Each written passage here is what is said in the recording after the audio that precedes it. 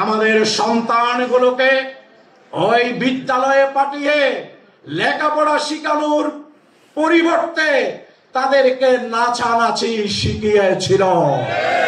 রাসূলুল্লাহর জীবনী শিখার পরিবর্তে, সাহাবায়ে কেরামদের জীবনী শিখার পরিবর্তে এই সকল কিছু শিক্ষা সিলেবাস থেকে বাদ দিয়ে মূর্তি ভিত্তিক একটি শিক্ষা ব্যবস্থা গড়ে তুলতে চেয়েছিল। সংগ্রামী ভাই সব, আল্লাহর রাসূল মূর্তির বিরুদ্ধে সংগ্রাম করেছেন। কাবা শরীফের 360টি মূর্তির অস্তিত্ব বিলীন করে দিয়ে তিনি আল্লাহর ওয়াহদানিয়তের ঘোষণা দিয়েছিলেন। আর শেখ হাসিনার নেতৃত্বে পার্শ্ববর্তী দেশের শেল্টারে আমাদের দেশটিকে মূর্তি দিয়ে ভরিয়ে দেওয়া হয়েছিল। সেই মূর্তির বিরুদ্ধে রাসূলুল্লাহর সংগ্রাম, সেই মূর্তি প্রতিষ্ঠা করার জন্য শেখ হাসিনার সংগ্রাম ছিল।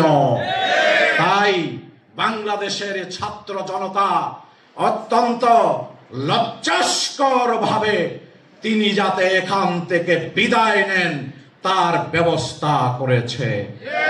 সংগ্রামী ভাই সব, আমি আর স্পষ্টভাবে বলতে চাই, বর্তমান যে সময়টা যাচ্ছে দুনিয়ার ইতিহাসে, এটা দুনিয়ার দেশে দেশে স্বৈরাচার বিদায়ের সময় যাচ্ছে। স্বৈরাচার বিদায়ের এই সময়ে বাংলাদেশের কোথাও কোন স্বৈরাচার আর ক্ষমতায় থাকতে পারবে না।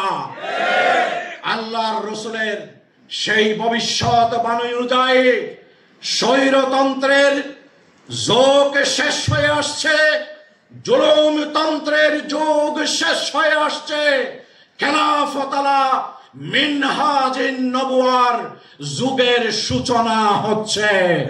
সংগ্রামী ভাইরা, আমরা বাংলাদেশের মতো এই মুসলিম অধ্যুষিত জনপদ থেকেই ইসলামী বিপ্লবের, আল্লাহর দ্বীনের বিজয়ের সেই সূচনা আমরা এই মহাদেশে করব ইনশাআল্লাহ।